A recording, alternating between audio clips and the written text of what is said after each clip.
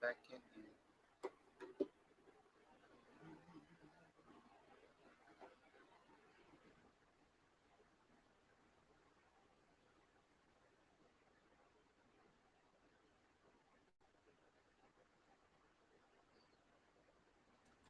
See if I can move it over some.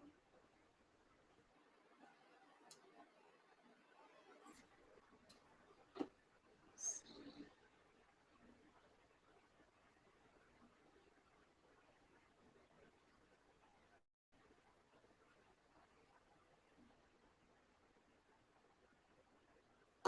I'm just gonna check to see if the signal's working on YouTube. Sometimes it is frozen, so I'll just see if I can get it back up. It's almost time for me to go to bed anyway, but I'm just gonna take my face off and see if anybody comes back. We had 28, almost 30 people in on our session tonight, and that's the most people I've seen in here in a long time. We're back. Oh my God. I'm so sorry. I don't know what happened. I think when he tried to join me, it froze the signal up for some reason. Maybe I didn't add him the correct way, but let me see. There's like a little add guest, but maybe I didn't know what I was doing. Oh my God. But I got to get this makeup off my face before I go to bed. We are so bad. We had almost 30 people on our live. Like, I'm so happy. Oh my God. Hold on, I was just testing the signal. Hold on. We're back, Lee. We're back. It's just me and you now. We broke a record. Yes, we did. 30 whole people was hanging in there, and like people were chatting in our box. We had people coming in to talk to us. Like we had depressing stuff going on. People were having their little emotional breakdowns. Like I just didn't expect all that activity tonight. I was just like, wow. I was blown away actually. I'm like, oh my God, this is so awesome.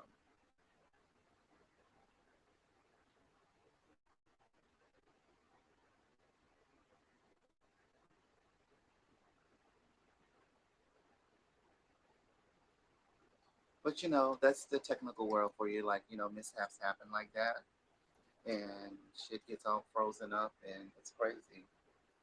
But I just got to figure out how to operate the system and everything. Like, it's still a little choppy now, because the signal is just like not strong for whatever reason. But um, that's okay.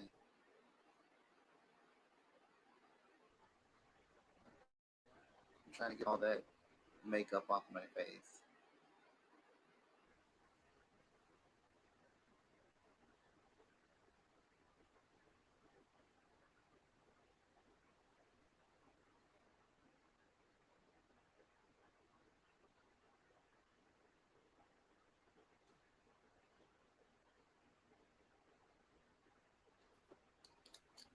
Should just wash my face really quick with this. Instead of using up all my pads, I got some.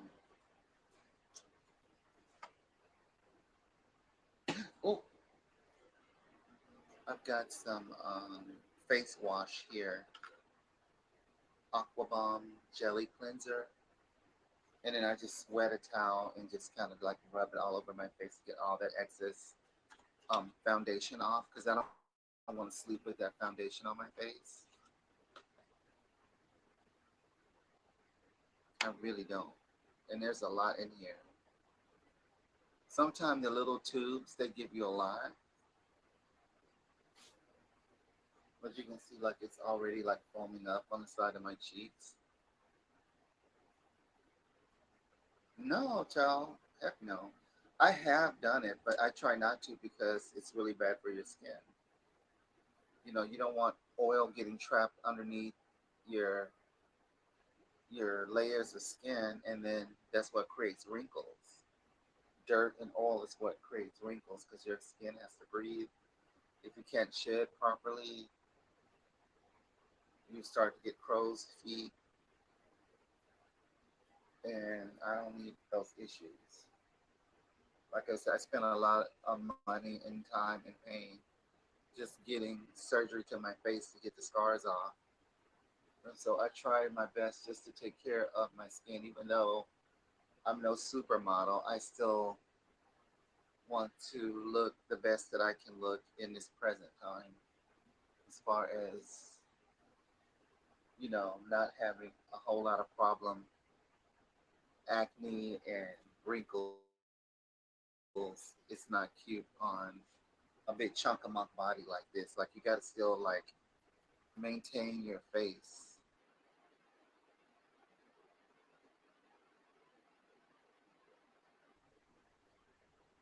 I wasn't talking about the girls who work there. I'm talking about the women that come in the store to shop. Um, the locals, honey.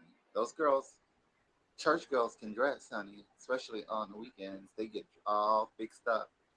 COVID or not, honey, they come in with their Chanel bags and Gucci purses, and I see them tramps. I'm like, girl, whatever. When I was your age, honey, I could do all those things too. Don't think I can't take your man. Hold on, let me wash this off my face real quick.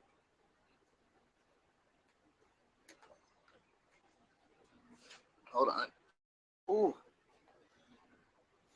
Oh,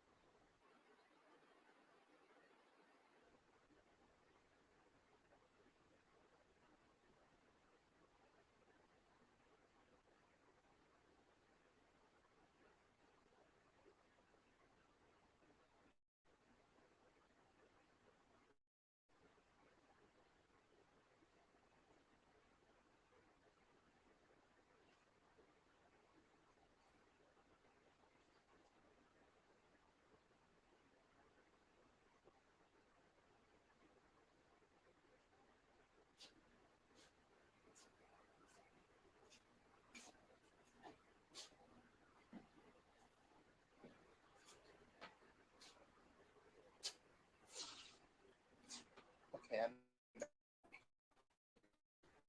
Oh, Lord Jesus. Oh, I think I got it off. Oh, most of it. Oh,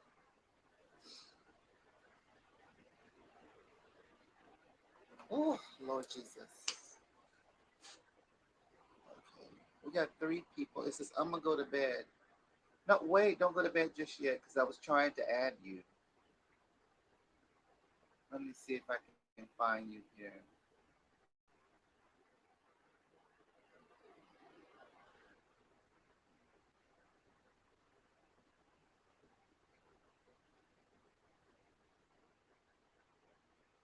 Tell me if it added you or not. I'm just trying to figure out how to do this. Let me try it one more time.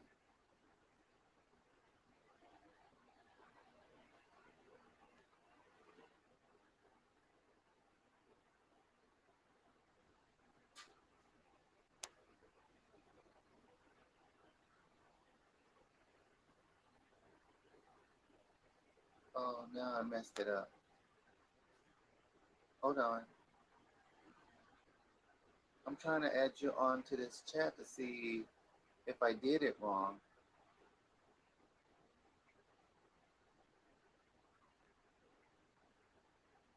But now the keyboard is messing up on here because I'm not trying to.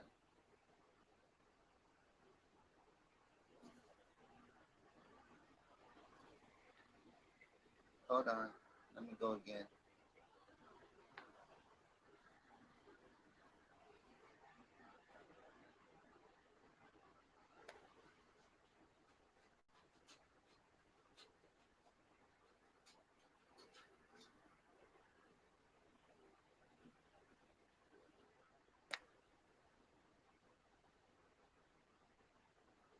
I touched something on here and goofed this thing up, and I don't know what I did.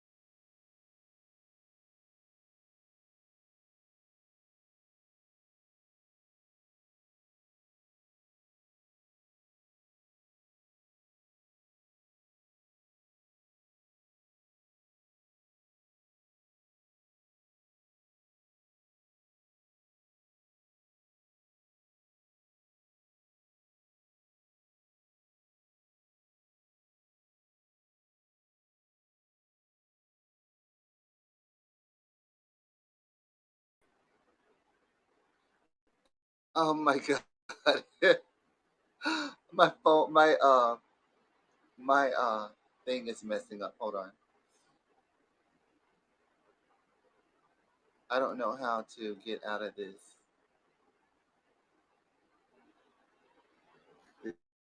text box thing. I don't know how to stop it.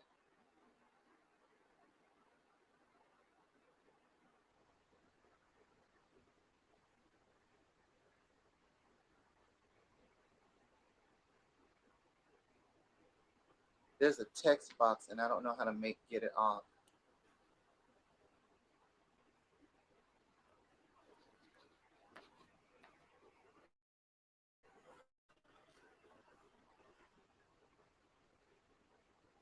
So where I would invite you, it won't let me invite you because it's got like a text box up here, and I don't know how to get it off.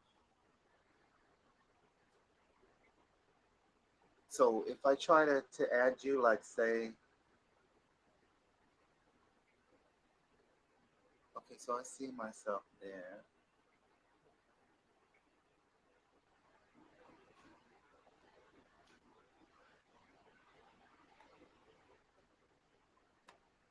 Oh my god, this thing is acting so weird. Oh, there it goes.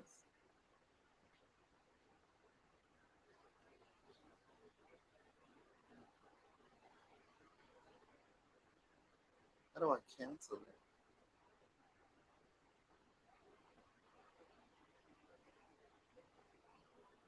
I'm trying to figure out how to.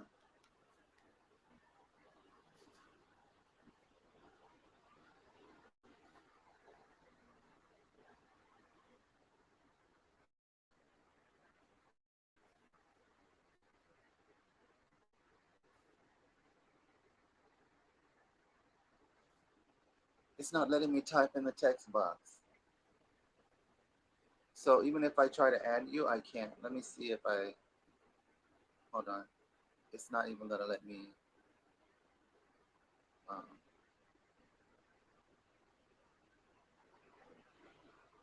it's so.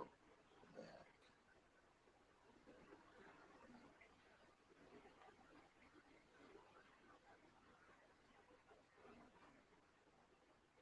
I don't know how to get rid of this chat box.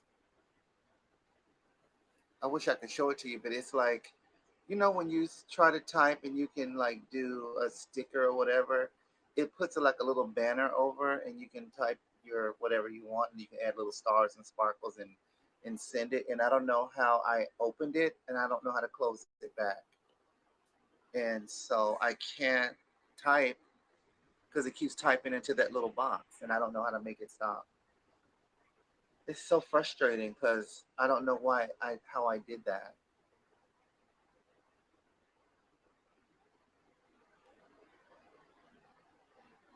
I'm really trying to figure it out because it's so annoying.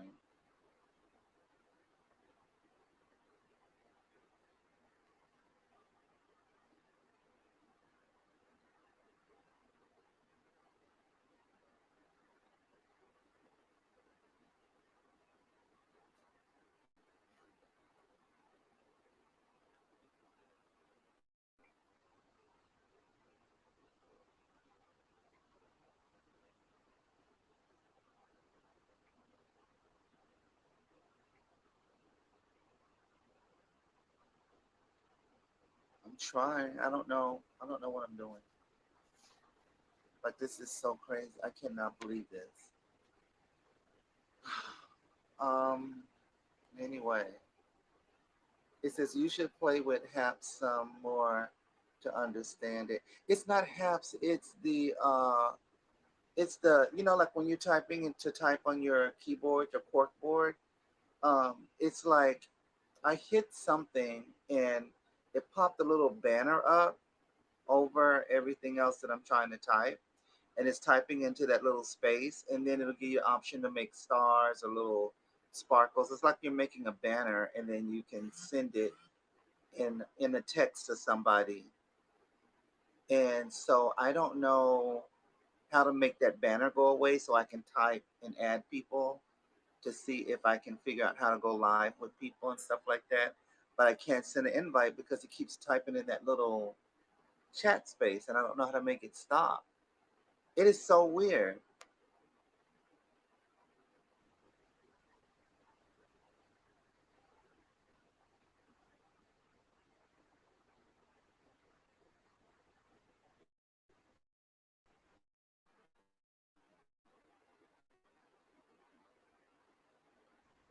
There's a toolbar, but oh, I think that did it. Or maybe it didn't. I don't know.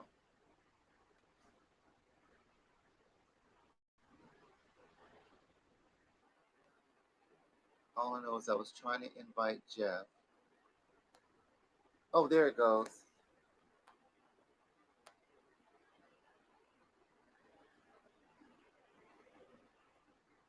I see it.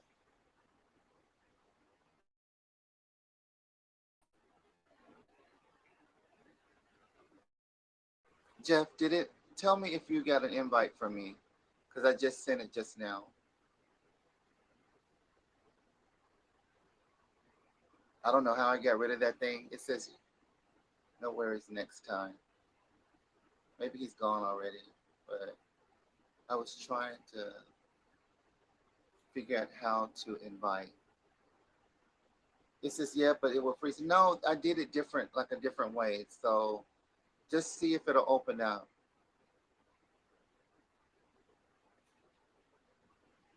just to see what'll happen. Because I mean, if it freezes, it freezes. It's no big deal. But I just want to figure out like what I did wrong because it's so bizarre. And like I said, I'm new to this, so the last one I was using was StreamYard, and StreamYard is the same thing as this one, but I kind of like this one better because it seems to work better with this phone. And so I don't know. Oh, if it's still kind of like sketchy, you know what I mean?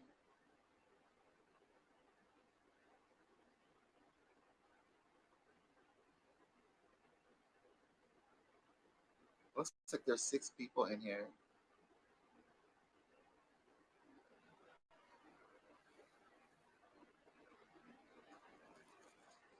I got to start putting my creams on my face because it's already after 1 o'clock.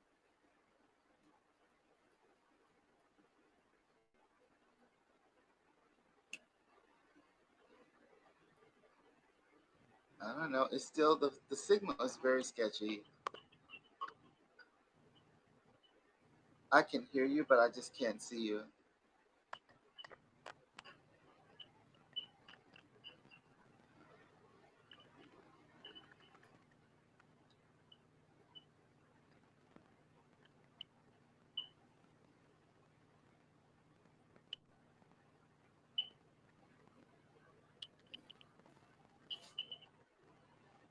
Well, at least the signal is working. There you are. I see you.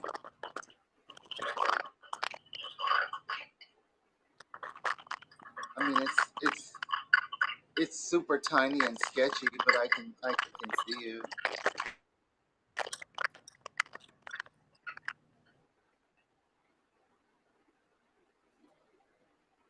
Can you hear me?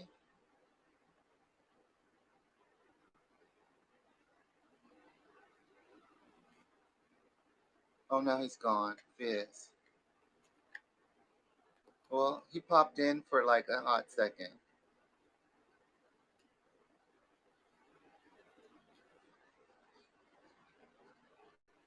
so at least I know it works, and it's not gonna like, you know what I mean? It's not gonna be messing up. This is better on tablet. Try next time. I don't have a tablet. Damn it.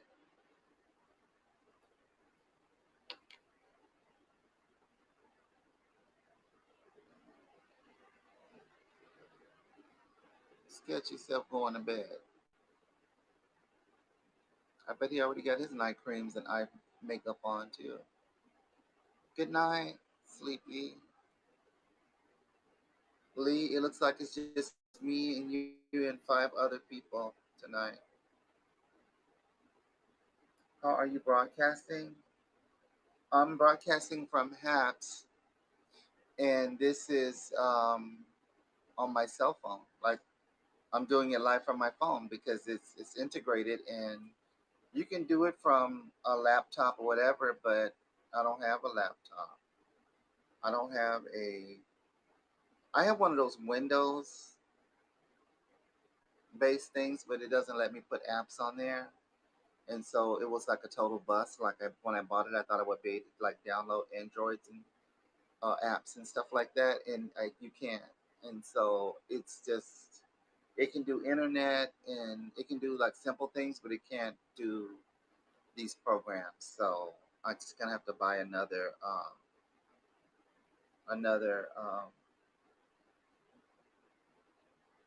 um, notebook, and that'll probably be like God knows. If somebody wants to make a donation to my Cash App or PayPal, it's $PcessAriel, and that way I can try to get you know a better way to do this platform. And these platforms they're only going to do so much. You have to pay for the service. If you want all the advanced goodies and cookies and stuff to go with it, you have to pay for it. And StreamYard is the same way. Like you have to pay for all of the extras and really, vamp up your programs. And so I haven't invested that kind of money into it because I don't have the proper equipment. Like you see behind me, I have my green screen, curtains, and stuff like that. I have like lighting. So I have some stuff that would make a nice studio setting. But as far as like technical equipment, cameras, and things like that, I still don't have that stuff. Like that'll have to be next year when I get my income tax or do donations from people who want to see more of my crazy ass. And so far, you're the only one that seems to want to see me. You're the only one. And Tiggers. I need to use up the rest of this cream from this thing. There's hardly nothing left in there, but I used all of that cream. But that lasted for since last year through COVID. The beginning of COVID, I got this cream and it's almost empty now. But I just put it all over my face. It's really for under the chin, but it really tightens everything up and it works so good. and it leaves your skin soft and glowy. And when you wake up in the morning, you just wash your face, apply your day cream if you have day cream, and make sure you have a good SPF in your day cream so you don't get sunburnt in your face.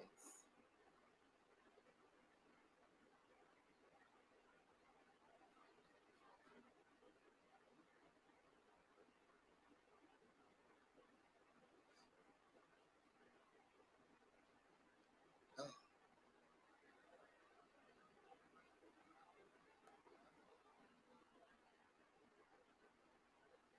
he said, no, just like Jeff is sketchy. You see, he's gone to bed already. We got 8 people. We might have a party going. I gotta go to bed though. I wish I could stay up later with you guys, but I can't because I have to work so early in the morning, and it's just so hard with the puppies trying to get them, adjusted in such a short amount of time, and get them, fed and ready for the day. It says yes, you can just call and then like I won't have a paycheck. I won't be able to pay my water bill, my electric bill. It's gonna be due at the end of the month. My car insurance, my dental bill. I have to work in order to eat. I won't have food. I can't even afford food stamps. I'm so poor. Can somebody feel sorry for me and send me some cash to Cash App because I'm so sketchy and poor? Look at my hair. It's just falling out. Boo hoo. Boo. Oh, sorry. It doesn't work for girls to look like me. Fizz. I want to presto change. I want to be one of those shapeshifters. Get up. Make these guys fall in love with me, and then get all the cash and then shapeshift back. And then I'd be like, where was that girl? I'm like, I don't know. What girl? Fizz.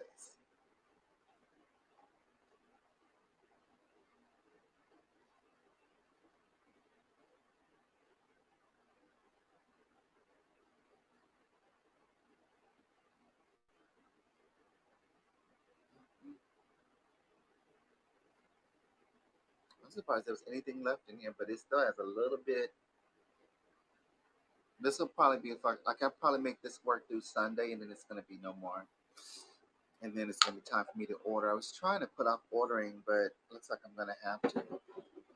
But I could have sworn I have an extra jar somewhere. I just gotta go look before I order it because I might not have to order another jar of that, and that would be great because that would save me some money. I can use the money to buy some other products that I really need and want, which is perfume. Oh, let me put this back up. This is a gift set. This was the little gift set that it all came in. So I use that every night. Oh, nightly. Oh, and I wanted to show you. I bought the foot spa packet today because I probably won't put it on till Sunday, just because I didn't feel like um, my knees and stuff hurt so bad. I didn't feel like. Oops, I did something wrong. I left a box out. Hold on. But I'm gonna show you this real quick. This is what it looks like. It's a foot mask. You can get them at Walmart.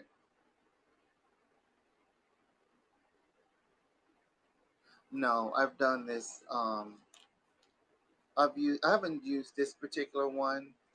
The last one I had was a different one, but it's the same thing. Like you put your foot in these little baggies, and the baggies are wet with this kind of like lotiony looking stuff, and you tie your feet to where the bags won't come off, or velcro the bags onto your feet where they won't around your ankles and they won't come off. See how it is there? And you wear it for like a half an hour, whatever. Take it off. You wipe your feet off, and then like when you shower, like for the next couple of days, like I would say like the next 4 or 5 days, you're gonna see all of the dead skin like Every time you get in the shower, you're gonna see all the skin peeling off. And you'll freak out the first time because you're like, "What the fuck is happening to my feet? Why is all of the skin and stuff crusting off from your feet?" And you have to sit there and pick all of that off. And it'll do it, until all the dead skin, like it'll eat down to the all the layers of dead skin are off your feet. And then when you're done, like after a few days of peeling and all that, oh my god, your skin is so smooth. Like the bottom of your feet is smooth, the top of your feet is smooth, but it'll peel for a couple of days depending on how much dead skin you have on your feet. But it's totally worth it. It sounds scary, but initially it is scary because you've never done it before. But once you see the after effects, after all the peeling of the dead layers come off after a couple of days, you'll be like hooked. You're gonna be like, "Bitch, when do I get to do this again?" But I would recommend doing this like once a month, especially if you're on your feet a lot, working retail or something like that, because it's a lot of wear and tear on your feet. And until I discovered this, my feet can get pretty jacked up looking. So if you want to have decent looking feet, I would suggest doing this for your feet. So if you have a lot of dry skin on your feet or overgrown corns and things like that, this is excellent for that. It's ugly, don't get me wrong. Like once you've done it, you won't notice it the first day or so after you take a shower, but after that third or fourth day, when you shower, you're gonna see the dead skin coming off your feet for sure, top and bottom. So you can't freak out because that's what it's supposed to do. It's supposed to remove all the dead skin. So you have to either loofah it off or get you a foot scrub, like one of those uh, foot scrubbers, and scrub the dead skin off until it all comes off. It's gonna do it every time for probably like 4 or 5 days, maybe 3 days. Depends on your level of dead skin that it has to eat through, and it'll get all that dead skin off. You have nice smooth skin. Everybody wants pretty toes.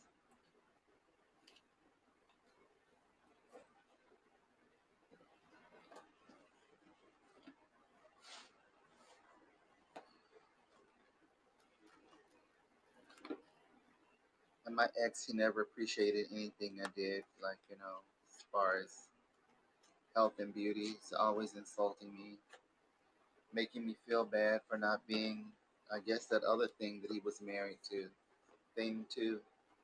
I guess I was thing one and she was thing two. And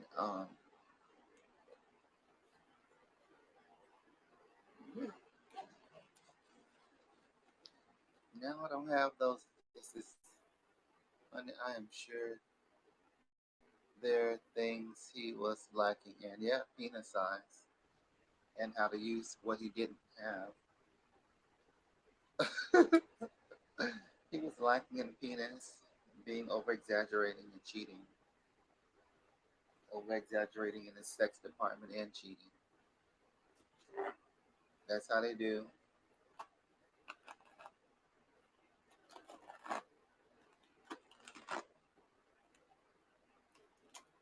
I swear that's a thing. Funny, some men don't know when you are faking and moaning.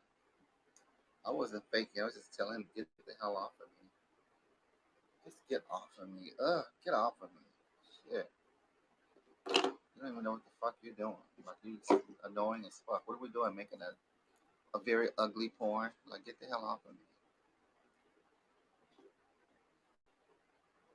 Like, for me, I like romantic, like soft kisses, and I have to get relaxed in order to be intimate. Especially if I'm allowing you to touch my body that I'm already uncomfortable with. And he didn't seem to care. Like, he's very selfish. He was all about him, and throwing me all over the place, pressing me all up against the wall. He broke like the mirror on our bedroom door. Like, those doors have those standing mirrors that in a closet. So it was a closet and it was like a standing mirror on it. And he shoved me up against that, like getting all aggressive sexually. And like when he pushed me up against it, it was like a very thin mirror. It shattered and broke. I'm surprised I didn't get cut. But of course, I ended up spending like $30 or $40 or more, probably more than that. to because he had to pay to fix it. So he went into my bank account, took the money out, paid the landlord to fix the mirror. And I didn't know it until like afterwards he told me, and I was just like, "You broke the damn mirror. I didn't break it, and so you should have paid for it. Why am I paying for something that you did?" Because he shoved, like I wasn't expecting him to get all aggressive like that, like shove me up against the wall or whatever. Like he just grabbed me and like pushed me up against the wall and broke the mirror. I'm like this, like I swear I like cursed him like fucker. What the fuck are you doing? Like, and it wasn't romantic for me. Like that's not romance to me. Like swinging somebody on the bed and throwing them down and getting all rough and aggressive, especially someone who's been date raped. You don't do shit like that. And I've already told him like, don't, you know, grab my wrist and hold me down and do dumb shit like that because it triggers me to a space of uncomfortableness. He didn't listen. He just do whatever the fuck he want to do. Like he didn't give a fuck. And so that's why I tell you like it's not so bad being single because you have to really. It's so hard to find somebody to be compatible with that will do the things and listen to you when you're telling them shit that they hear you and that they can actually do it is without putting themselves over your vulnerability. You know what I mean? And I just think a lot of times when you look like this aesthetic, all thick and round and um, you don't if I don't look like one of those aliens, those little, egg shaped head girls, then I can't really say that because some of my girls have been the girls that the Chichi girls that I know, um, same thing. Their boyfriends don't respect them, and so I just think it's just I think it's just culturally a woman thing. Like men don't respect women. Like I don't know how else to put it. Period. Like whether you're trans or not, because I've seen on both sides like shit go down, and I'm just like, wow, this is really the way men treat women. Like and luckily there's I've seen some girls that have single mothers and stuff like that,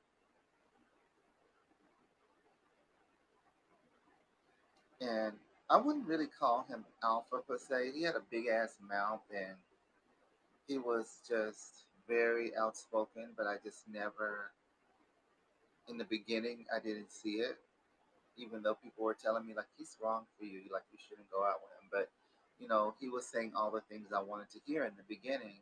And then like once you start spending money and investing your time and traveling and all that, you get hooked in. Like you're starting to meet the family, you start meeting his people. You're traveling, you're going around together, you're hanging out, spending time together. It felt like we were coming together as a couple. Um, but I could be so wrong. I was so gullible and so dumb. And I really only have myself to blame. But um, that's the risk you take in relationships. Excuse me, 1 second.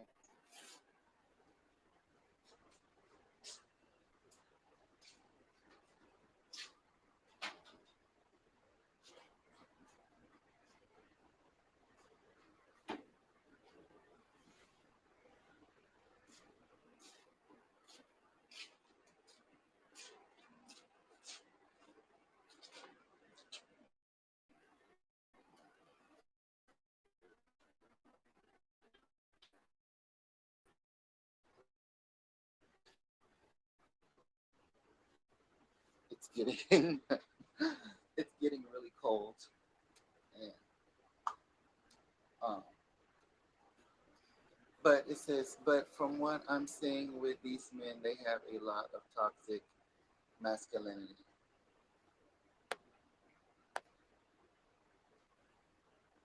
masculinity tendencies. Yeah, I guess, but I mean, for me, he was a cheater. Like he was a cheater. I was a cheater too, but we had actually broken up. Like we split up when we had our first big fight.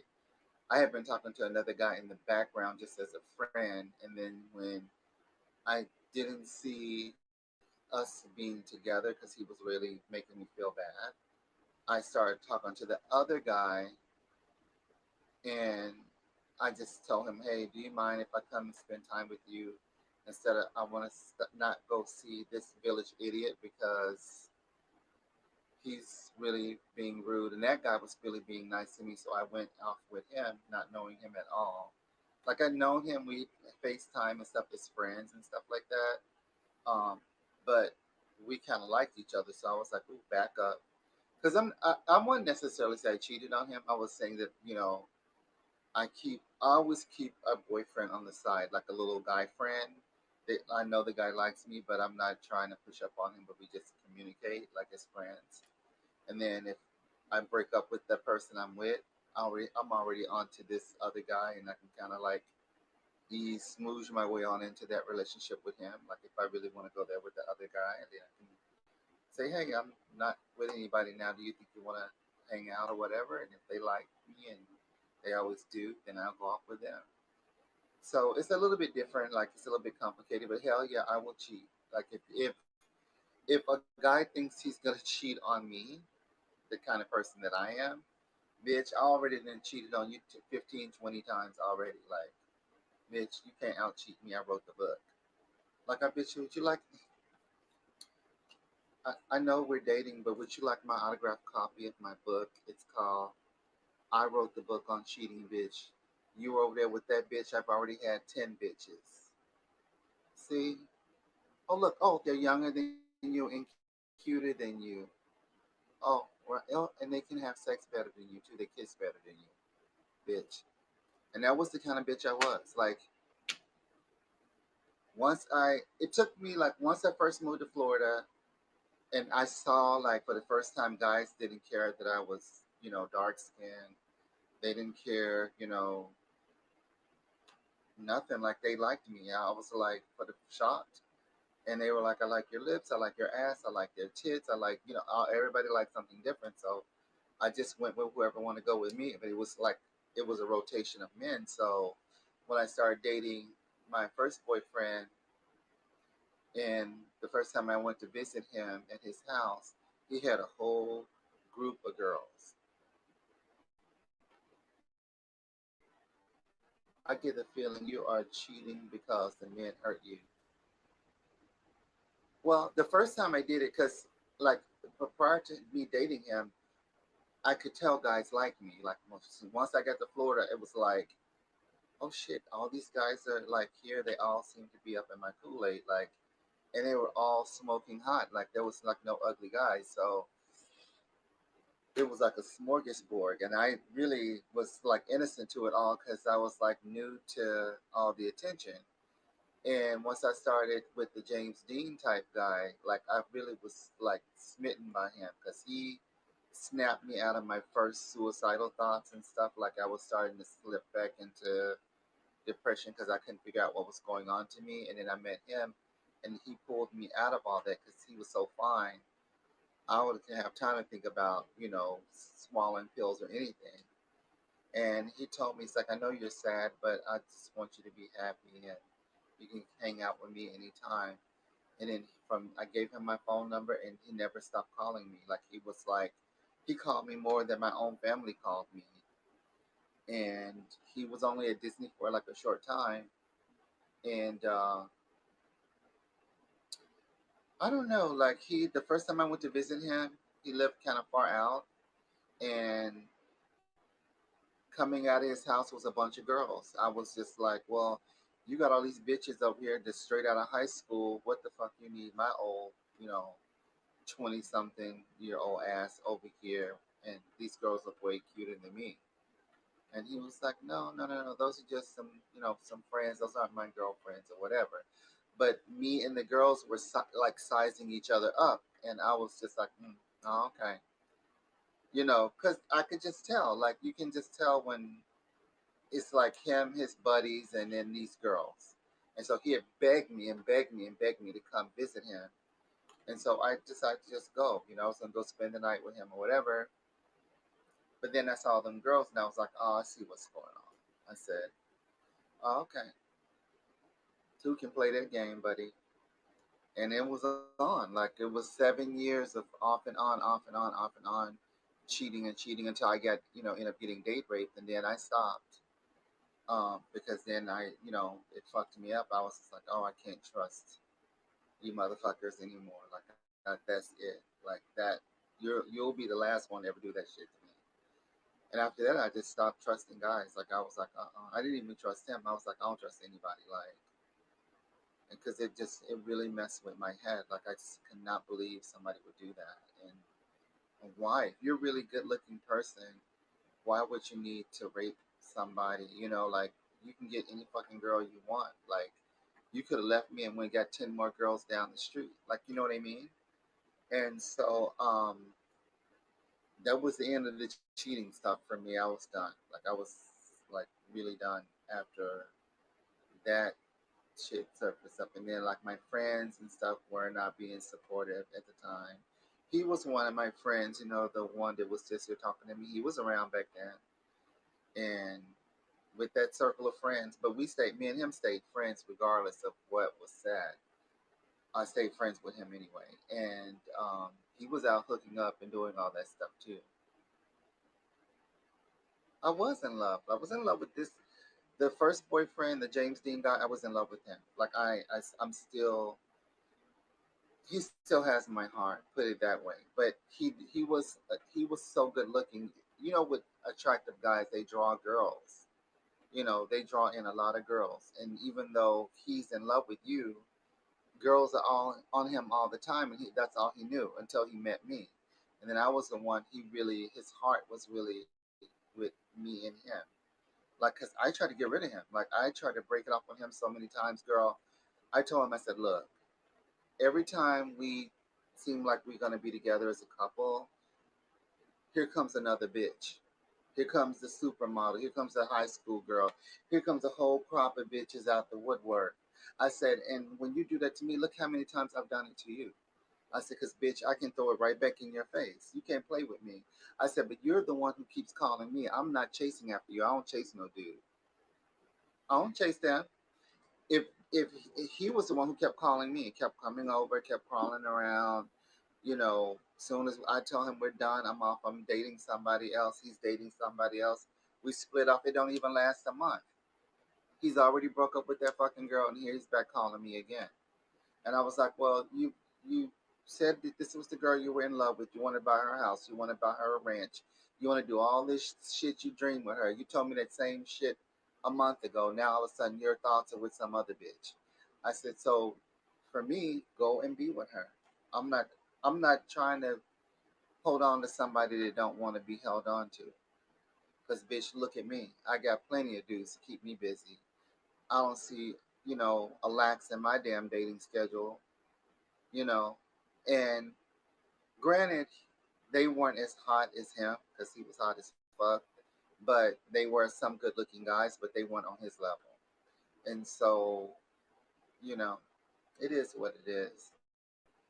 But I never thought in my mind that I would ever have a boyfriend that looked like James Dean. Like that was the last thing I ever crossed my mind, is to have a guy so obsessed with me to the point where he had me really convinced that, you know, he convinced me that, he would tell me like, hey, I'm told my mom about you. I told my family already knows who you are.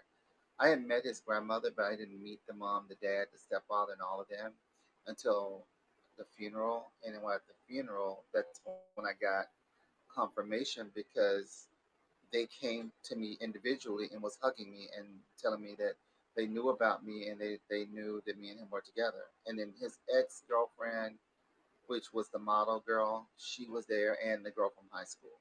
So everybody was fucking there, and all eyeballs were on me because me and him were getting ready to move together in California. And so I didn't believe him because he just would lie. Like he could lie so easy, and I just didn't believe him and after I got to the funeral, and it shocked me because I was like, oh my god, he really was not lying. He was. They really know who I am. Like they all knew who I was. And so I didn't know who they were, but they knew who I was. So it was mind blowing. So this is, I bet he had beautiful eyes. He had blue eyes, real pretty crystal blue eyes and blonde hair, and very rugged, like kind of like a Marlboro guy, but he wasn't real tall. He was like, I was 5'7", so I would say he was maybe 5'8", 5'9", if that. Like he wasn't very tall. Um, but he was very loving in a sense that he would take me to dinner and pay for me dinner. He wouldn't stay the whole time because he'd be like, I gotta go off with my buddies. They just call me, we gotta go run off somewhere. Like, are you cool? Like, I already paid for everything. Can you just finish up here and go? And it's like, yeah, whatever. We would do off and on get-togethers and stuff like that, and we spent a lot of time together working together. I think was the most fun for me because we worked together at Disney, and we just flirted and flirted and flirted and flirted. He was flirting me all fucking day long, girl. Just stare at me and just, ugh, like make my heart melt, like right there in the freaking job. He didn't care, and that was like so awesome for me because it's like I felt like, for the first time, like that's my first boyfriend. Like that was the first guy like I had a really hard crush on. He broke my heart. We broke up, got back together, broke up, got back together. And I don't know, like it we had such a huge age difference. Like there was 20 years difference in age. So I was the older person and it was very strange for me, but if you see me then, I look really, really young because my mom sheltered us. Like we didn't do very much growing up, put it that way. We didn't get to go anywhere, we didn't get to do anything except for go to church all the way up until I was 19 years old, 20. I think I was 20 or 21 when I went to the first like outing with a group of friends, and I stayed out till, I think the first time I stayed out till 2 in the morning or 3 in the morning, and my mom was so pissed that she locked the door and wouldn't let me in the house. And so I remember sitting out on the porch. Yeah, all of that came late. Like I was a late bloomer. Like I think I was 30 when I initially, hooked up with a different football player, another white guy. He was an older man, and that didn't work out. I was like, mm-mm, I can't do this. I'm sorry, but we tried. Like we made out and everything, but I just couldn't, let him insert himself in me because it was too big. I was like, your thing is too big. I'm sorry. Whoever said white men don't have big dicks, they told a big ass lie because that thing was huge. And so all the white guys I hooked up with had big, big ones, honey. When I tell you they had them big 9-inch thick dicks, I was like, you ain't fixing to stretch me open and have me looking like the cave of wonders. Size doesn't matter to me. I don't like big dinglings. I don't like 10-inch, them big, what all them girls say that they like, those big horse hung men. I don't like that. Because I don't want somebody stretching my damn hole out and stretching my body out and having me, like when I put my jeans on, it looks like a big old cave back there. No, no.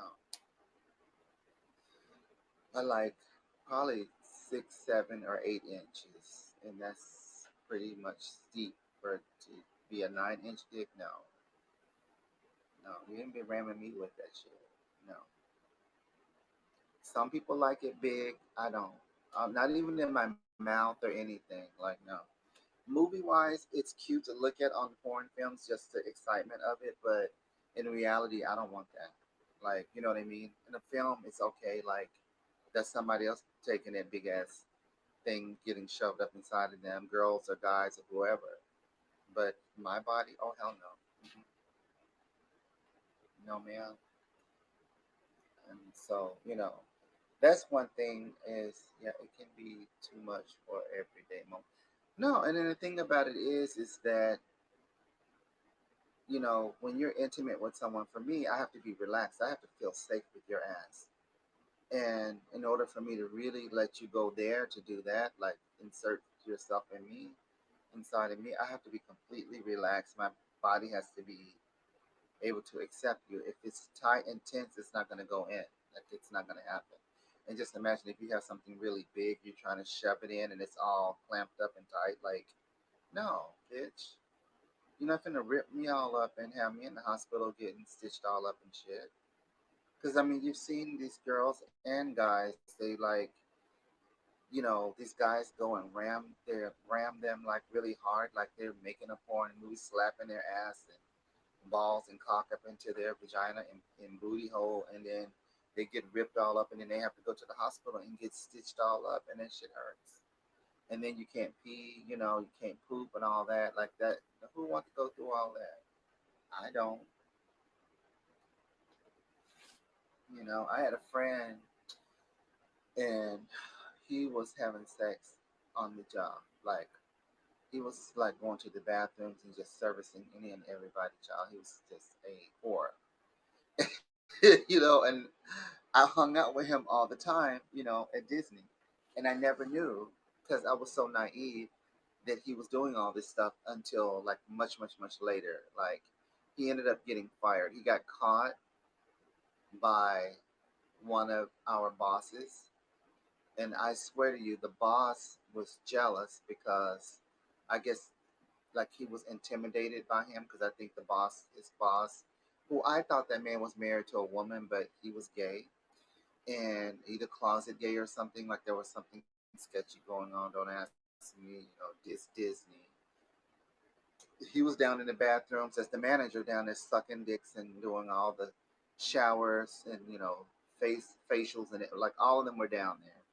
And something went down, and that was at Magic Kingdom, and they ended up he ended up getting fired, and then eventually he moved back to Texas, and I was devastated because he was one of the guys that I was partying with, and me and Jason hadn't gotten together yet. Me and that boyfriend, that James Dean guy, we hadn't gotten together yet. So I was hanging out with this dude, and he was gay, so he was just my gay friend. We were just hanging out partying together, and he also was keeping me from having those feelings of suicide. Like when I would have moments of loneliness, like I was extremely like ostracized in a way. Like I could only call my mom. Like I didn't really call my siblings or relatives and stuff. And I had one cousin that I could call her because we were really close. Other than that, like I have a huge, huge, huge family and a huge network of friends that nobody was talking to me. And I wasn't trans at the time. I was still in my head trying to fit into a gay and make it make sense, a gay situation, which was not really what I was doing, but I was trying to put myself into that arena with them, and it wasn't working. And it was fun hanging out with him, but I noticed that even with him, he liked his penis. He liked penis all the time, and I loved all the dressing up and the going out part of him, but he had like a thirst for men that I didn't have. Like I don't have a thirst like that. He had a horse, and I was naive because I didn't wasn't really quite picking up on it, and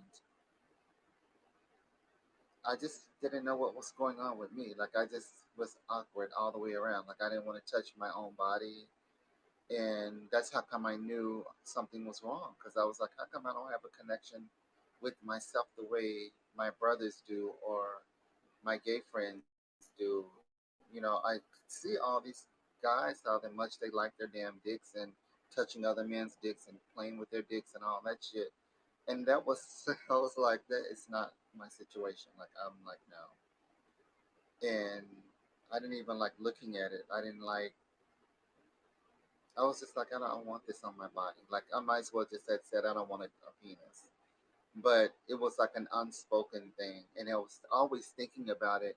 As far as I can remember, it was always in my mind. Like I don't want a penis on my body, but I wasn't identifying myself like clearly as a transsexual because I didn't know what that was. I just kept saying, I wish I was that girl. I wish that would be my friends that I hung out with in high school these girls that I would meet at Disney and stuff. And in my mind, I was like, I wish I was them. I wish I could be her. I wish I could.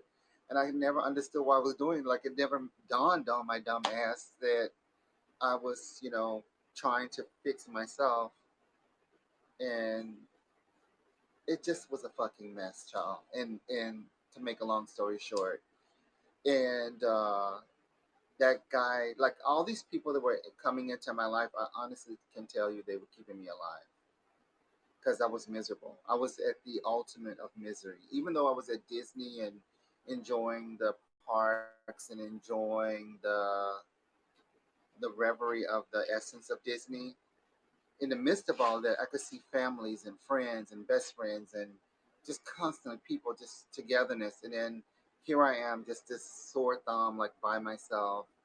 Nobody's calling me. Nobody's thinking about me. I'm like miserable. I don't like who I am. I don't like the way I look.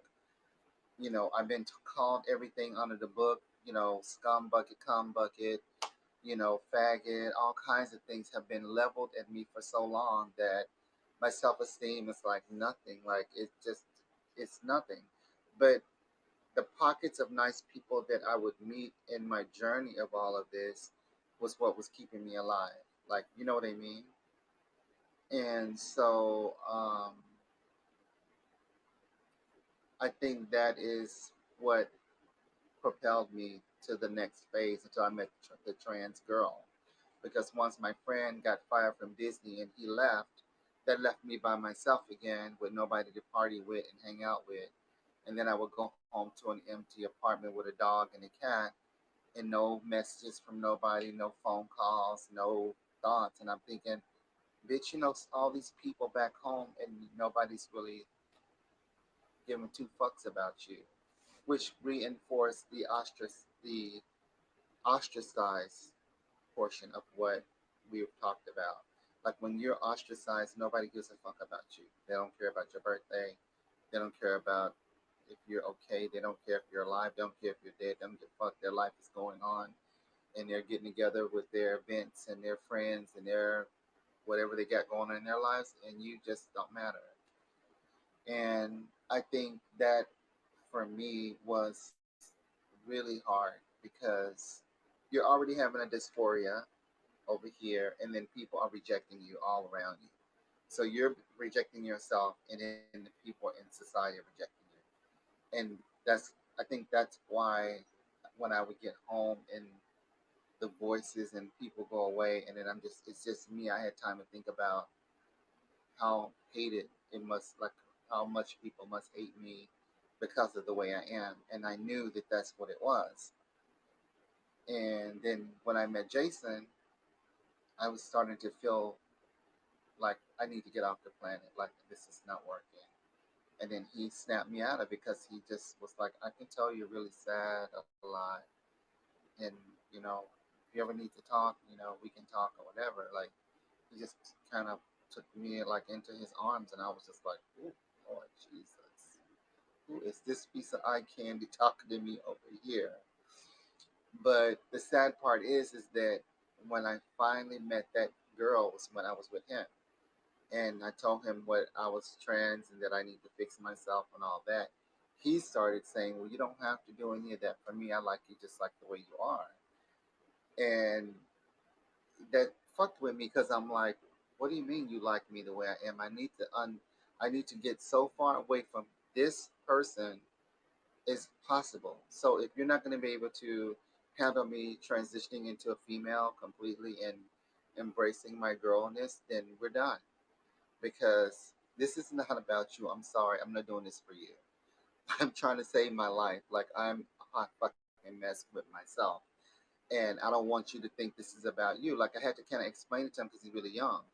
And he did his research and everything and he got on board. Like I was shocked he did it. But he presto changeo like right overnight. Like he told his family and everything.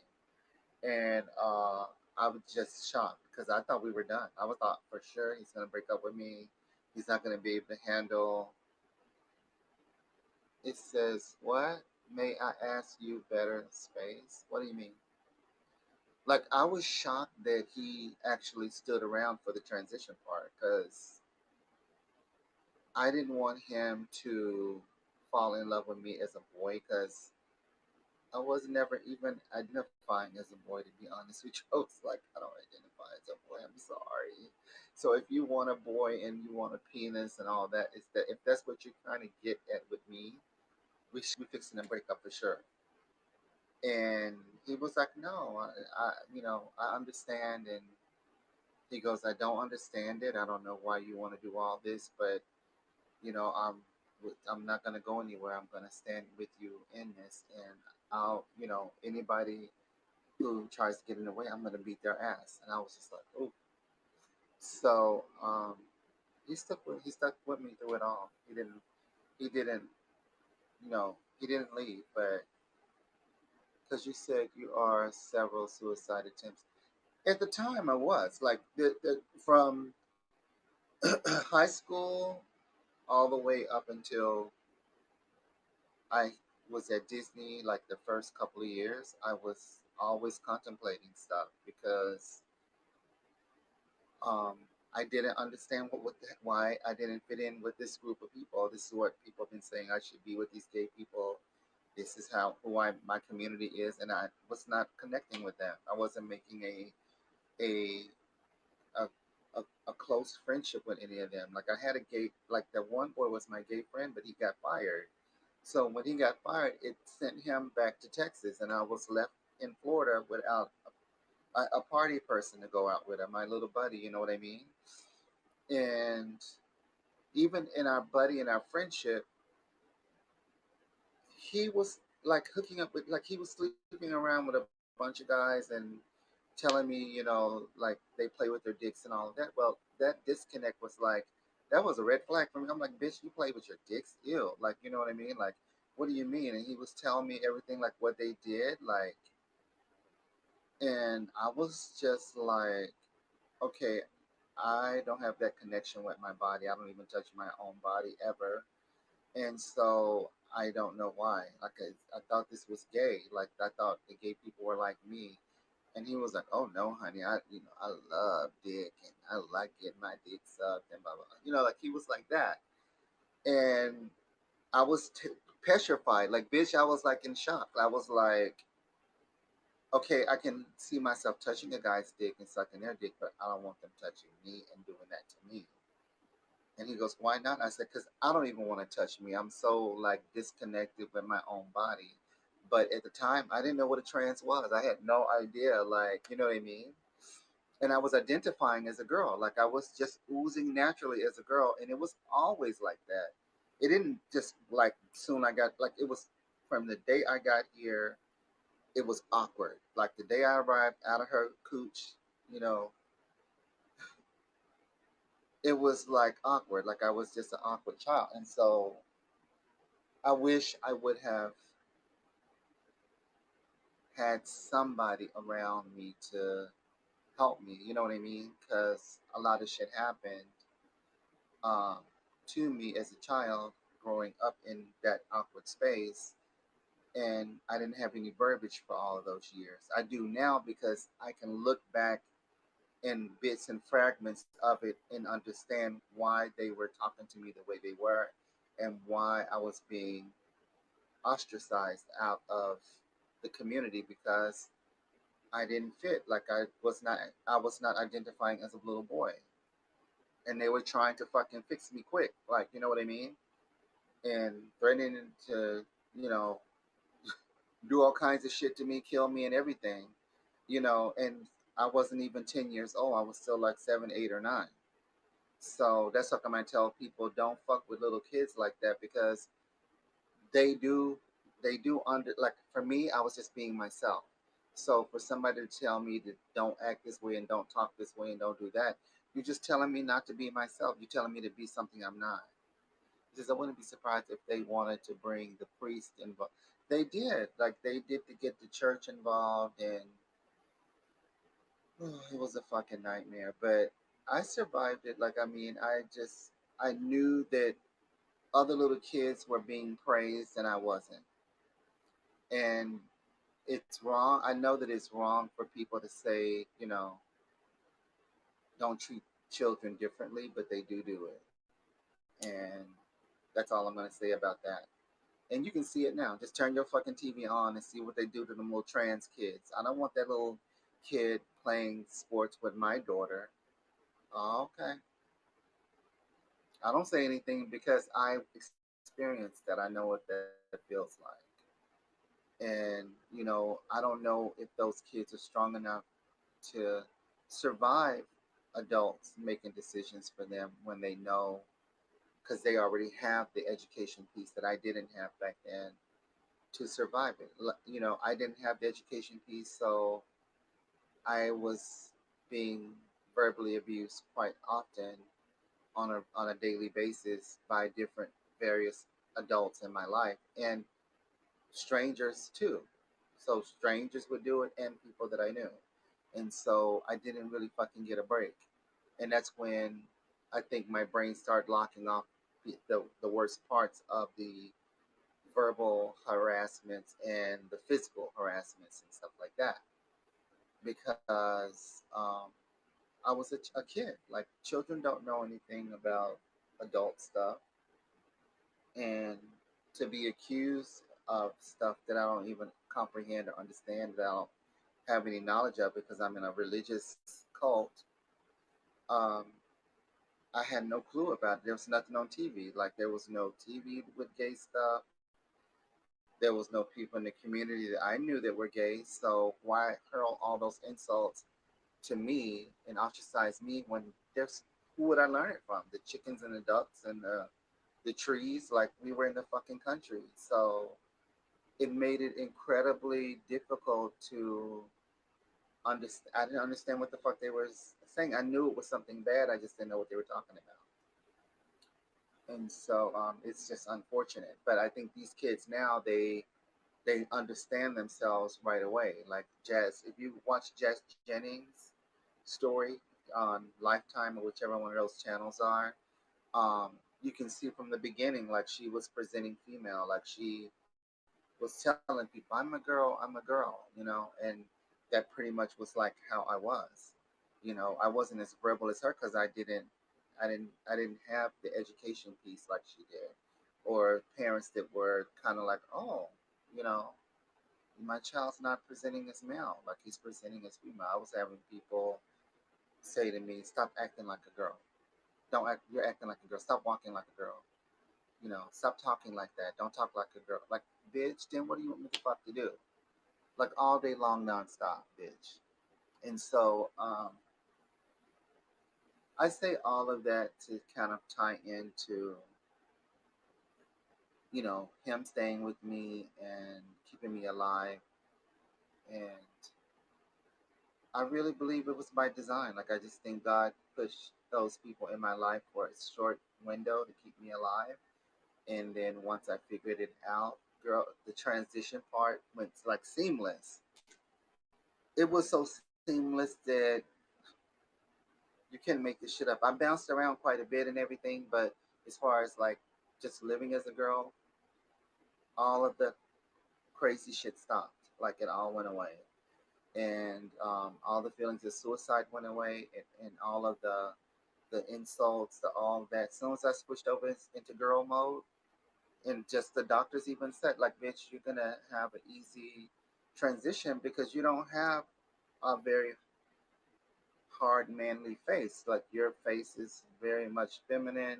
You're already giving us, girl, and we're just gonna enhance all that. And if you take care of yourself, you can probably marry a doctor. And that's how they would talk to me. I was just like, I don't want a doctor. I just want to fix me. But I understand the dualities of transgender people now, that a lot of girls, they transition, they marry wealthy men and stuff like that. I get it. But that was not something that I was aiming for.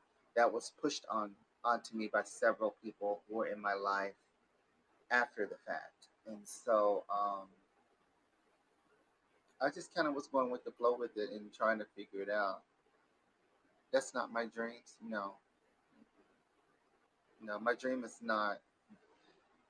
My dreams are not around. My life is going to be centered around a man. I'm sorry. My life is centered around me and being kind to me when nobody was being kind to me, and knowing that I'm still pretty much an ostracized person to an extent, and it's by choice now because I have control over it. At least I feel like I do, and I'm not allowing people to enter into a space with me that is not loving. And I just protect myself the best way I know how, and I'm really nice to myself because there was many nights of crying, not understanding, and self-hating, and feeling like the ugliest person on the world. And when people were being kind to me, I couldn't even acknowledge it because I had so internalized all of that bad energy that I couldn't hear the good things that people were saying to me. And people were saying really nice things to me along the way, but I didn't really hear them because I had been beat down so to the point where my self esteem was not strong. And so, you know, now that I've met all of these thousands and thousands and thousands of trans girls, and all of our stories have some rare similarities and then some not so much, um, it even made it more solidified for me that I made the right decision in not by not taking my life and all of that. So, um, yeah, I mean, now I just go, do my do my thing, and that I don't feel sad. I don't have regrets. I don't really think too harshly about how it came about because I see, Jazz Jennings, and there's so many girls that there's even ones in foreign countries and stuff that I've seen documentaries on them, and it it just kind of made it easier for me to accept everything that happened to me and understand that it had to happen in order to get here. And being here in this space right now with this brain and body and everything, and feeling like a whole princess and a whole Ariel, and feel like a real girl. I feel like a girl. I never felt like a boy. I feel like a girl now. When I'm around girls, I feel like, okay, this is who I am. And um, it's such a breath of fresh air. Like it's the best feeling in the world, and I wouldn't give it up for anything. I'd rather get run over by a truck 1,000 times than go back to Confusionville. And to feel like a whole person is the best feeling in the world. And so the only thing I have to do now is to love this person that I see in the camera. That's all I have to do. And I don't have to accept anybody's bullshit. I don't have to um, feel bad anymore. I don't feel any of those things. And so, it says, may I ask who is she? She's me, the girl that you see right in front of you, the same girl that they were calling faggot, and same child that they were tearing apart is the same girl sitting right here before you. But back then they were like, don't act like a girl, don't do this, don't do that, don't say this, don't talk like that, don't walk like that, straighten your body up, don't slink when you walk, don't sit with your legs crossed, don't, I mean, like, just and now I'm like, oh my god. They were trying to shut it down. Like they really was trying to make me as a boy, and I was not my brain was like identifying as a girl. I told you I went to the boys' bathroom, and those urinals were there, and boys were peeing in the urinal, and I always sat down to pee. Like I never stood up to pee, and I just went up to it, and it was like awkward. I was like, what the fuck is this? And I just like, fuck this. I don't like these. And I went in the stall, and I used the bathroom. I sat down and peed in the stall in the boys' bathroom. And then when I came out, a little boy beat me up and threw me down. Like I knew him; he was my classmate, and he dry humped me, peed on me, and everything because he saw that I didn't like urinals. Like he saw me physically have a reaction to the urinal, like an awkward, like freak out moment because I freaked out, and nobody ever told me what a urinal was. I didn't know what it was. Like it was foreign to me. And then walk into the little boy's bathroom because I was pushed into this box as a boy to see all them things line up there like that. And they were like a little latrine of little things, you know? And they were all just standing there peeing in there. And I was just freaking out. I was like, what the fuck is that? And they were like, that's where you pee. And I was like, you stand up? Like in my brain, I was like, you stand up and pee? Like, and I had to have been like either the first grade or second grade because it was like the first time I ever, it must have been first grade because it was the first time I ever seen a urinal. I had never seen one before. And it was just weird. It was awkward. Even now, I'm like, what the fuck is that? And that's how I just know. Like I can just track the shit back, and it just makes so much. It makes it easier for me to accept the harshness of the adults around me because I understand why they were doing it now. I didn't know back then. I didn't understand it why I was having a dysphoria within myself and then getting ostracized at the same time. It's a dual thing. And so to understand that I was going through hell within myself and then the people around me were trying to correct me, you know, it was like ostracization because they were like, this child's going to go to hell in a handbasket. They even told me, like, you're going to burn in hell. If you're gay, you're going to go to hell and all kinds of shit. It's like, you know, it says, I think they should let it out anyways because it's not causing them any harm. Well, I just, for me, it's like looking back on my childhood, it was pockets of happiness, and then there was a lot of correcting and no celebrations of life for me. Like I was being ostracized, and whatever people want to call it, they can call it whatever they want. I don't care. I know what happened to me. I don't have to argue with anybody about it.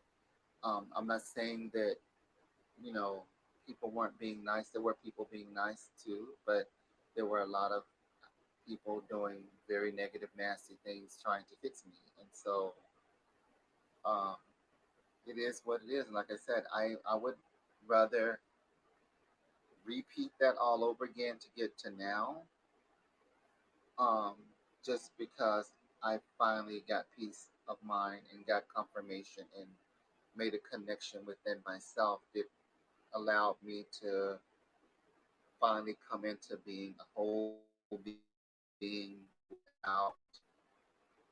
um, without like what is the word I'm looking for? Without having to hide and shut myself off and try to act like a robot and shit, like, you know, to keep people from being angry and mad. But once I realized that I was a girl, and someone said, you are a female, you're a girl, you're a woman, this, and the other, it all made like you can't make this shit up. Once I heard that and had, you know, heard transgender for the first time and what it meant to be trans and all of that, and that it was possible to switch genders and all that. It literally, I backtracked it in my mind. It took me a few days to kind of walk it all back. Because remember, I told you I had to lock bits and pieces of the most difficult attacks and viciousness away because it was too hard for me to um, process as a kid. And so the stuff I didn't couldn't the horrific things that were so bad that I locked away, you know, I it would make me cry. Like to think about it would make me cry. And so I didn't like, you know, thinking about those things because they were so painful for me as a kid. And like just walk as I'm walking backwards, you know, getting younger and younger and the experiences and stuff, I realized, oh my God, They really was seeing me before I could see me. I think I was presenting female. I know I was presenting female at a very young age, and without really, because you're just being yourself, you don't think about it. So I was being myself, but then I was being forced into the box of boy, even though my brain was a girl brain. And so it makes sense. And it's not something I have to think about. It's not something that I have to keep feeling bad about. It was like, this is how I came here. This is what was going on. This is why XYZ was happening to me. And this is why people were doing. And so once you can figure it out for yourself, all you can do is just embrace yourself even more and more and more. It says, would you tell other trans, would you tell, hold on, because it went up too fast. I like to know how to do they know you are going to hell? And oh, child, forget it. I mean, you just want, if you saw my family text, child, they would work you out with them Bible quotes, and I just like I don't even read that stuff. Like, if I need church, I know how to open the Bible and read it and get my meditation on and get my connection with God on. I just leave me the fuck alone with your bullshit. It says, would you tell other trans if you had the chance? Like, what do you mean? A lot of girls don't want to hear what older trans girls have to say. And like I say, there's such a broad spectrum on the binary code of trans now. Like when I see some of the celebrity trans girls, to be honest with you, aesthetically they look really pretty and everything, and they are very funny. They're comical and everything. But when I listen to their stories and how they became trans and everything, it I don't see the dysphoria in them. To be honest with you, I don't see where there was dysphoria other than you just want to dress up like and look present female, but your brain is very much a boy's brain. Like you still calling yourself a dude, you're still referring to yourself as a trans woman. You don't say I'm a female or I'm a woman. You just leave it at that. You always say, yeah, I have a dick and I will, you know, blank a dude and this, that, and the other. Um, so they still have their penis. They still embrace and love their penis. And so that part kind of throws me because if you're having a dysphoria on your body and you're rejecting your male side of your body, but you reject everything about being a male other than, but you want to keep a penis and play with your penis and all that, I'm lost because my dysphoria was like being born in completely in the wrong body. And no matter what anybody says, I'm not comfortable with a penis on my body, even though bits and pieces of it is still there.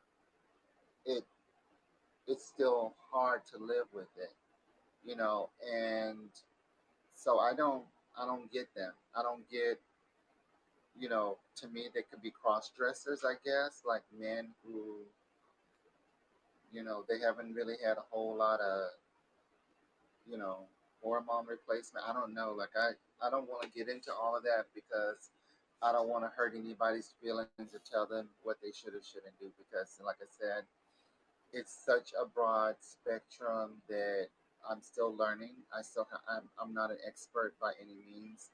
I can only tell people what I've been through in hopes that those who need to hear it, it'll help them, and those who feel like it's not worth their time, then that's fine.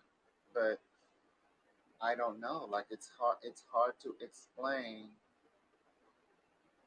when there's so many people out there saying that they are two-spirit and trans, and then when you get to talking to them and listening to their story, you don't know where the dysphoria part is. Like, where is your brain telling you that you are a female? Where's your brain? Wake? Are you waking up every day feeling like a girl? Do you wake up and just wish that you were a girl? Like, do you just wish that every girl you see you could be her? Like, this is how my life was. Like, I just don't. I can't explain it. But I I've seen some celebrity ones that they look very pretty, like they look very picture perfect, and they give you all the Bratz doll, big tits, the little thin waist, and the big old wide hips and all that, and they wear those little skin tight dresses, kind of like what I got on, and they cut them, and boobs are hanging all out, and they got their lips all plumped up, and the lashes all the way out to here, and all the big hair and all that fanfare stuff. Um, but if you listen very closely to what they're saying, I don't see any dysphoria. I don't get it. Like I see the aesthetics of a girl, but if you're saying that you still have sex with men, you like gay men, I'm like, I was around warehouse full of gay men, and they all rejected me. They were like, "Bitch, no, like, bitch, you're just giving us fish. Like you, if I wanted a girl, I would just stay straight. Like, the tears popped out of my eyes going to a fucking gay party, warehouse full, thousands of guys, and just standing there like nobody wants to hang out. Nobody wants to be friends. Nobody wants to get to know you because they are looking at you like, bitch, you act too much like a girl. Like you're just, and that's more of what, like I left Arkansas and that's in Florida. So I hopped a whole couple of states over and I'm still not good enough for society. So I'm still being ostracized in my gay space. So it was awkward. Needless to say, so when I hear trans girls saying that they date gay men, I'm like, I'm lost. I'm lost. I don't know. I don't understand, but maybe it's just not for me to understand every aspect of the gender binary code for trans people. But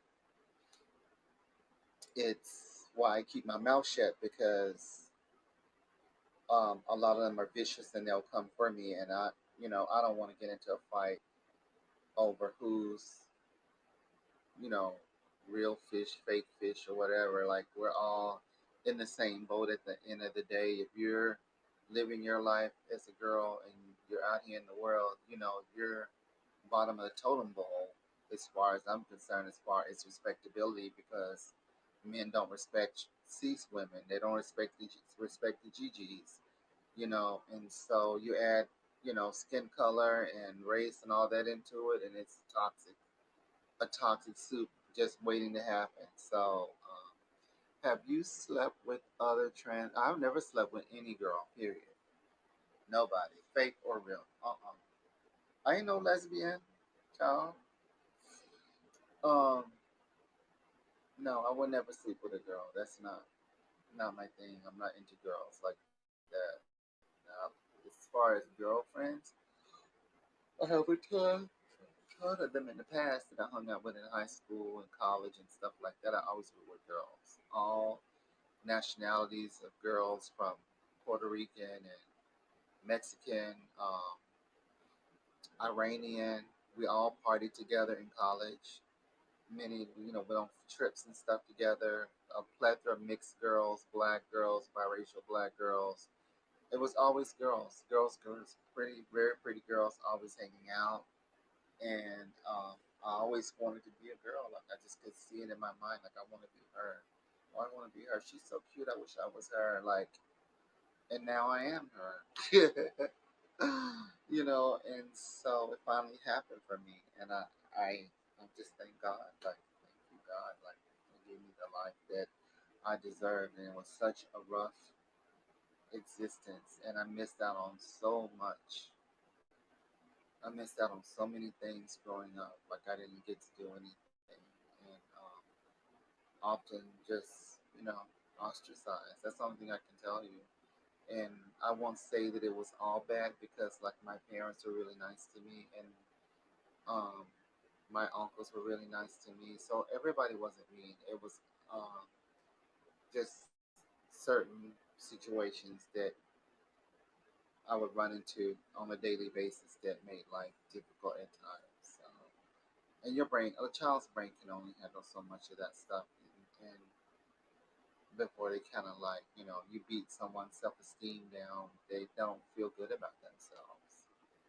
And I was not in a good space as far as loving myself. I couldn't because I was constantly being told something was wrong with me. So um, it's sad. Like it's sad that that had to happen. But I mean, look at me now. I just can easily say fuck you and don't hate. I've had plenty of boyfriends and lovers and all kinds of shit that transpired after the fact. And so it was a rocky road, but it's not anymore. So there you have it. But I better get to bed, child, because we'll be all up all night chatterbating about this stuff. But I got to be up early in the morning. It's already after 2 a.m. here. So I better start off. We had 10 people. I don't know if they're from Facebook or YouTube or apps, but they stayed on here. It says, "Oh, okay, the combo was." Yes, it was on a whole macro level, but we'll talk some more. Like I said, I mean, by you being a film person, then you understand that you on somewhere on the binary code you are in that group of trans, but you're not really trans because you still live as a boy. But being a feminine gay boy, you might as well put yourself in the binary code because if you come here with that, like say if you're in this state, you would probably, well, I don't know, things are different now. I mean, but when I was growing up, you wouldn't have lasted over there. But now it's a little bit different because there's more. There's Arkansas is loaded with gay people, by the way, in all kinds, and so it's a little bit different now. So, oh my god, I'm gonna go to sleep. I'm so sleepy now. But we'll talk again. We'll Saturday night. I'll be able to stay up a little bit later tomorrow night because I can't keep my eyes open. So I'm gonna go to bed. Good night, everybody. Thank you for tuning in. This has been a chat session. Me and Lee hosting, and we're on Haps. Princess Ariel M1. Please subscribe. Come on over to Haps. We can do live chats if you want to go live. You want to do karaoke, and come in and do a song or have a face-to-face chat about life and living or whatever you want cooking or whatever your gig is. Come on in here. We'll hash it up.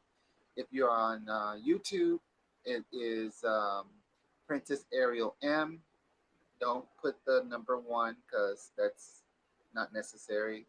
If you are on Instagram, you can find me on Tu Mundo de Serenas, Your Mer World, Emmy Ariel, Ariel Emmy Mermaid. And if you're on Facebook, it is Ariel Emmy. Please subscribe to one of those locations. Please let me know if you're tuning in on our broadcast, what you think, what you like. If you want to make donations, we can take some donation money on the Cash App. It is PcessAriel with the dollar sign. PcessAriel, PcessAriel. Cash App or PayPal, they're both the same. And we appreciate it. That'll help me get some more equipment, update my laptop. We can have better productions. I do have some stuff, but there's always room for improvement. Better cameras and stuff like that. So I'm trying to build up my base of people in YouTube. That is my area of uh, trying to get people to come over to my channel. And I do crafting, cosplay, um, karaoke, and we do like chats and stuff like that. I watch a lot of BL series. If you don't know what BL series, they're mostly out of Asia, Philippines, Thailand, Japan, Taiwan, and they're gay. They're gay stories. So boys loving boys or girls loving girls. The BLs are mostly boys loving boys, but There are GLs out there, girls loving girls, and everything in between. And these aren't just like hokey little storylines. These are intense dramas. Some of them are comedy dramas. Them are satire. I've seen all across the board, and lots of talented people. And so if you're into that BL series, sometimes I do reviews on the ones that I watch and encourage people to go and watch them on YouTube. Um, and so that's pretty much what my channel is all about. I do gardening and crafting and sewing and a plethora of other things, but that's no here or there. I'm just trying to get everybody back over to YouTube and subscribe over there because that's where a lot of my posts go um, viral, and that's where a majority of my work is at. I am on Pinterest. I think it's under Emmy Ariel or Ariel Emmy, I forget. And I'm also on TikTok as Ariel Emmy. So just subscribe, subscribe, subscribe. You know, you won't be disappointed. I have all types of entertaining things for you guys to see. So I thank you guys for listening in tonight. We had two tapings. We got tripped up at one point, and so we came back. And hope we'll see you again tomorrow night. If not, maybe another night. We're not going anywhere. It's a pandemic. So good night. Good night, Lee. Love you. Bye. Bye, everybody.